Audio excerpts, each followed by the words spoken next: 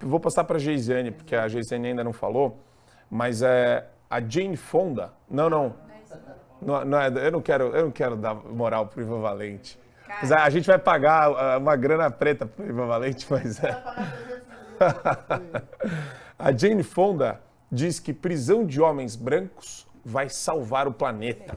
Segundo ela, isso é sério. A atriz associou as mudanças climáticas ao racismo e ao machismo.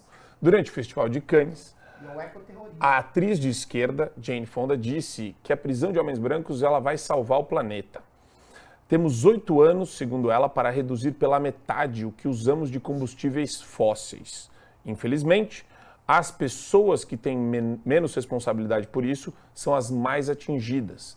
Pobres pessoas de cor. É uma tragédia que temos de parar, absolutamente. Temos de prender e prender esses homens. Aí ela vai além e associa a mudança climática ao racismo e ao machismo. Não haveria crise climática se não houvesse racismo. Mais uma dela. Não haveria crise climática se não houvesse patriarcado. Homens brancos são as coisas que importam e todo o resto está no fundo. Eu acho, aqui ó, eu vou ser bem sincero, né? Ela falou que o Covid-19 foi um presente de Deus para a esquerda. Ela falou exatamente isso. E eu fico preocupado quando eu olho para isso, porque isso mostra o nível de deterioração cognitiva, psicológica, de valor, de caráter que o pensamento que a gente está debatendo hoje praticamente o programa inteiro, né? Que essa vertente radical acaba gerando nas pessoas. Uma senhora de idade me assusta quando ela agressiva dessa forma, quando ela vira uma espécie de doida varrida da pior estirpe possível. Ela era jovem, viu? A Jane Fonda já era pirada. Ela já era pirada. Panteras Negras, eu lembro. Então. Eu lembro não, quer dizer, me contaram. O Adrilles lembra. O Adrilles, pessoal, a gente sabe que o Adrilles é nascido em 1968. Mentira, gente. A gente tem a identidade dele aqui. Mentira, Mentira. Mas o que eu queria passar para a gente fazer o freestyle aqui, para a gente bater só rapidinho nesse ponto, como que a pessoa chega nesse nível de delinquência intelectual, Geisiane? Quer dizer, uma pessoa idosa, uma pessoa que...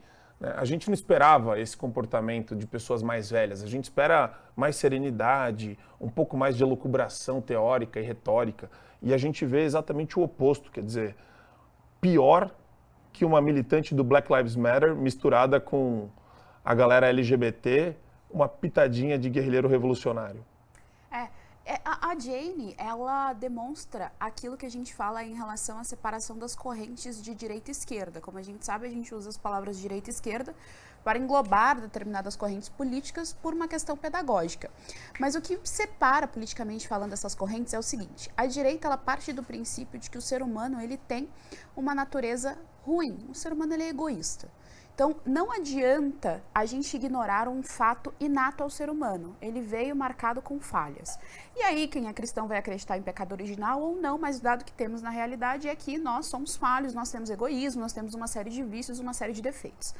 Tendo esse cenário de vícios e de defeitos, a direita ela age a partir disso. Então eu vou aproveitar e tentar ali manipular de alguma forma para que isso renda um bem comum para toda a sociedade. Então, por exemplo, isso pode ser um princípio capitalista. Então eu tenho o egoísmo de ganhar o meu salário, mas eu vou prestar um serviço à sociedade que aí por meio desse egoísmo que é inato a mim, pelo menos eu beneficio algumas pessoas. Tem uma frase ainda liberal famosa que diz o seguinte: o padeiro, ele não está indo lá na padaria fazer pão porque ele é bonzinho, ele tem o princípio do lucro, mas é por isso que todos os dias você come pão na sua casa. Então a direita ela parte desse princípio e aí por meio disso você vai melhorando, afinal de contas eu reconheço que ali na minha natureza há um problema.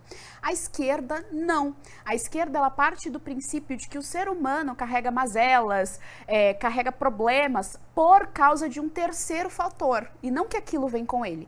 E aí ele sai culpando o capitalismo num primeiro momento e é por isso que ele consegue se transformar tão facilmente no identitarismo. É por isso que esse eixo é deslocado do econômico para a identidade tão facilmente, porque aí eu passo a colocar dentro das pessoas que determinadas identidades é que são os problemas para ela. É por isso que a Jane aponta que para a identidade negra o problema é o branco e para a identidade feminina o problema é o homem. Ela sai apontando e terceirizando o que na verdade é um problema dela, uma falha de caráter dela.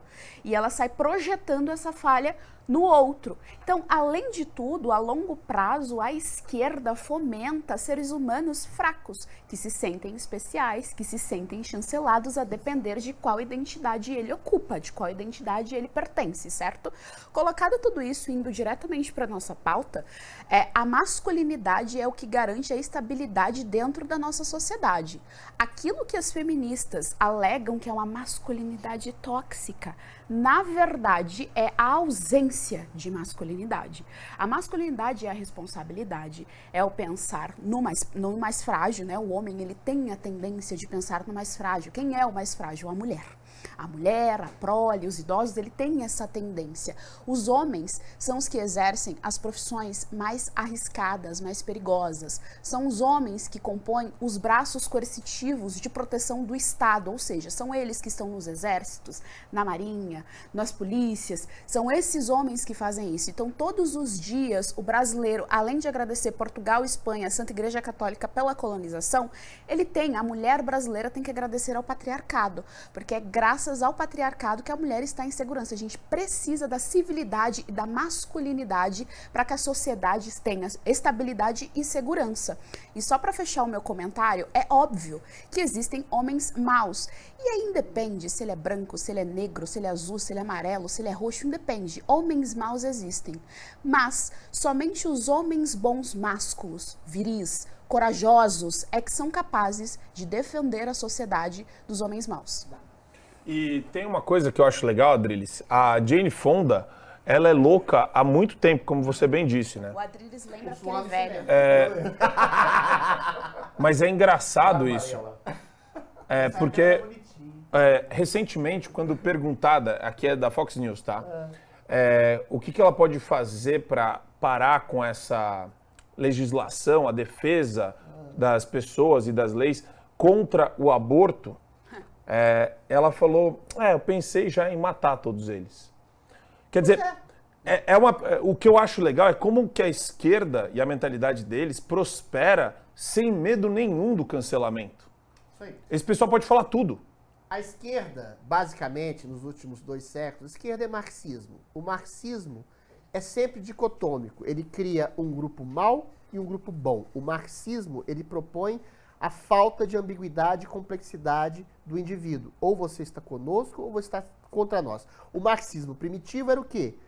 É o chefe, a classe média contra o proletariado. O proletariado era aquela pessoa que era espoliada, que era oprimida pelos mais ricos. Aí mudou. Aí veio o marxismo cultural. Não funcionou por quê?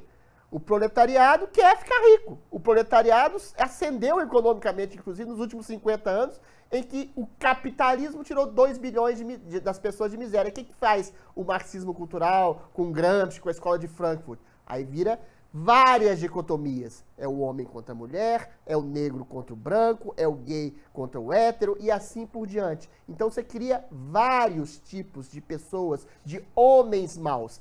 É isso que está no bojo do discurso da Jane Fonda. E quando você cria grupos oprimidos e opressores, uma dicotomia simples e básica assim, você pode oprimir em nome da sua vitimização, quer seja você seja negro, ou mulher, ou gay, ou trans, ou deficiente, qualquer coisa, todo aquele que não está no escopo da sua opressão. Aí você cria a maldade total intrínseca dessa dicotomia. Você cria grupos, ou, aliás, líderes de grupos que podem oprimir à vontade.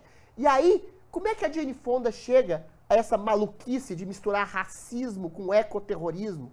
É muito simples, porque o ecoterrorismo é a pauta que melhor agrega esses binarismos. Por quê? Porque o ecoterrorismo não tem nenhum tipo de substrato, não há prova cabal do aquecimento global, de mudança climática. Aliás, mudança climática há na Terra desde o começo dos 6 bilhões de anos. E ainda que se houvesse, você poderia fazer medidas de adaptivas em vez de medidas restritivas, de catástrofes que nunca chegam. A gente já falou aqui do filme do Al Gore, que promoveu uma série de catástrofes em previdência, em previsão, que jamais aconteceram e ninguém se lembra desse filme, ninguém se lembra dessas previsões. Então, quando você coloca na conta do homem, macho, adulto, branco, aquele que emite mais gás carbono, aquele que está destruindo o planeta num futuro catastrófico, apocalíptico, que ninguém sabe quando vai chegar, é uma espécie de oposto do paraíso prometido pelo comunista. Aí você pega as pessoas pelo susto, pelo medo, pelo desespero, e você começa a perseguir pessoas, a criminalizar pessoas, a responsabilizar pessoas, a censurar pessoas, a, inclusive, prender, em última instância, até matar pessoas. Foi mais ou menos o que aconteceu durante a pandemia da Covid, que foi um instrumento mais ou menos globalista, e globalista é o comunismo moderno, para perseguir a liberdade das pessoas e massacrar pessoas. Ou seja, parece maluquice da Jane Fonda, mas tem método. É o método do velho e bom esquerdismo e marxismo, quer seja estrutural, quer seja cultural, que persegue um grupo de pessoas ou inúmeros grupos de pessoas para você, como líder marxista, se colocar como ungido do bem, do Deus na terra, do Stalin, do Lenin, da OMS, de quem quer que seja, para impor a sua vontade goela abaixo. E quem não obedece é macho, adulto, branco, criminoso e deve ser extirpado da sociedade. E aí, Suano? Olha, Como é que a gente encara esse fenômeno cultural? Eu levaria a sério a Jane Fonda se ela tivesse colocado que a culpa também é para mulheres brancas inúteis de Hollywood. Aí eu levaria a sério o que ela falou. É tá? verdade, né?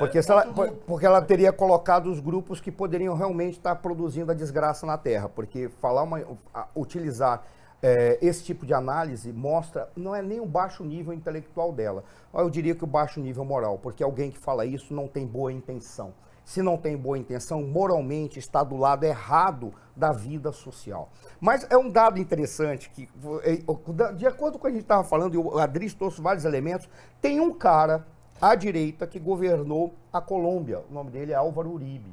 Ele criou uma expressão, ou adotou uma expressão, para explicar isso que está acontecendo. Ele chamou Revolução Molecular Dissipada. O que é isso? Quando nós olhamos, nós percebemos que havia sempre a culpabilização ou a demonização daqueles que eram os proprietários do meio de produção. Os empresários, aqueles que estão dinamizando a sociedade, esses são os demônios. E a sociedade é dividida em quem tem a propriedade e aquele que não tem, porque é a vítima, é o que gera riqueza. Os demais não, os demais só são apropriadores. O que esses caras descobriram? E aí eu vou explicar o que o Álvaro Uribe queria dizer. O que esses caras descobriram? Que essa maneira de produzir na economia, ela gerava riqueza. E que a riqueza se distribuía no próprio processo do empreendimento e da liberdade que era dada para a pessoa, de uma maneira tal em que você não ia extinguir a pobreza, mas você ia criar condições para que o pobre saísse da sua condição de pobreza até chegar no topo da pirâmide. E isso era uma dinâmica num processo de oxigenação da elite e um processo de transformação das pessoas saindo de uma categoria para outra, de acordo com o seu talento, o seu mérito e a sua capacidade de empreender. Claro que existem problemas estruturais, mas eles podem ser corrigidos pela própria dinâmica. Onde que está a grande jogada? Quando eles perceberam que esse modelo ele é gerador de riqueza e ele cria a capacidade de você sair da pobreza, eles se angustiaram. Porque eles não conseguiram prever o que a tecnologia poderia trazer ao ponto de gerar a produção que nós tínhamos, porque ele imaginava que a produção era limitada, por isso que tinha que ser concentrado nas mãos dos proprietários apropriadores. E eles não viram que a tecnologia ia se desenvolver da maneira como teve. Eles jamais imaginaram que aquele velho burguês de antigamente, de cartola, que era dono de tudo e só tinha escravo, que eles chamavam de empregados, na realidade o empregado poderia se tornar sócio da empresa. Porque eles não imaginaram tudo que as bolsas de valores poderiam ocorrer. Aí eles falaram, peraí, eu não previ esse comunismo, mas eu posso manter a lógica de que a sociedade, ela se divide entre um lado certo e um lado errado. E esse lado certo são aqueles que querem extinguir exatamente aquele tipo de produção, ou seja, a produção capitalista. Aí onde que está a revolução molecular dissipada, que foi o que o Álvaro Uribe descobriu? Ou o que ele usou? Ele disse, está surgindo na América Latina uma forma da esquerda voltar para o poder. Como é que ela faz? Ela fica estimulando todos aqueles grupos que ela chama de minoritários para que eles se revoltem contra o sistema. Não precisa dizer o que é o sistema na sua essência. Basta eles se sentirem excluídos. Então vamos criar uma cultura de exclusão para dizer que eles são excluídos e tem um culpado. Perfeito. Onde que está o culpado? Na própria estrutura capitalista, porque tudo isso só se mantém porque existe a divisão entre proprietário e não proprietário. Se eu mobilizar toda essa galera sem saber por que eles estão sendo mobilizados, eles vão tocar a revolução e nós vamos coordenar. Aí entram os estrategistas. Nós vamos coordenar fazendo o quê? Nós vamos dizer para ele, muito obrigado, você nos ajudou porque você só está nessa condição. Você só é um gay excluído porque tem um proprietário privado dos meios de produção. Significa que um gay não pode ser proprietário privado de nada? Para ele estar no processo histórico do lado certo, ele não tem que ter propriedade. E se ele for rico, como eu fiz, e aí eu encerro, eu fiz uma discussão com Sua Excelência, a deputada Luciana Genro, quando ela foi defender os garotos que espancaram um homossexual aqui na Avenida Paulista, porque eram menores de idade. Só que antes ela tinha descido o pau nos meninos. Por quê? Porque estava defendendo aos gays. Quando ela descobriu que aquele gay era rico, ela veio com a seguinte conversa. E a gente estava lá. Ela disse, a sociedade se divide entre rico e pobre. Eu falei, Voltou o marxismo a senhora está brincando comigo. A sociedade é polissegmentada complexa, ou seja, são vários segmentos que fazem intersecção e as pessoas apresentam as suas manifestações nas intersecções. De repente, que uma pessoa rica... A Luciana Genro é rica ou pobre? Quando ela tá do lado certo da história, ela vira pobre. Tá vendo como é que é pobre? Ela é o Cazuza. Ela pode ser burguesa, mas está do lado do povo. Eu posso ser burguês porque eu sou artista. Mas você matou qual é a charada? Então, é assim que eles fazem. A revolução molecular dissipada junta todos aqueles que são ditos como minoritários para eles manterem a lógica da relação amigo-inimigo. E quem coordena isso são os velhos marxistas, dizendo, mas isso acontece porque tem a propriedade privada no meio de produção. Acaba com o capitalismo na porrada. Quem está dando a porrada são esses otários que se dizem minoritários.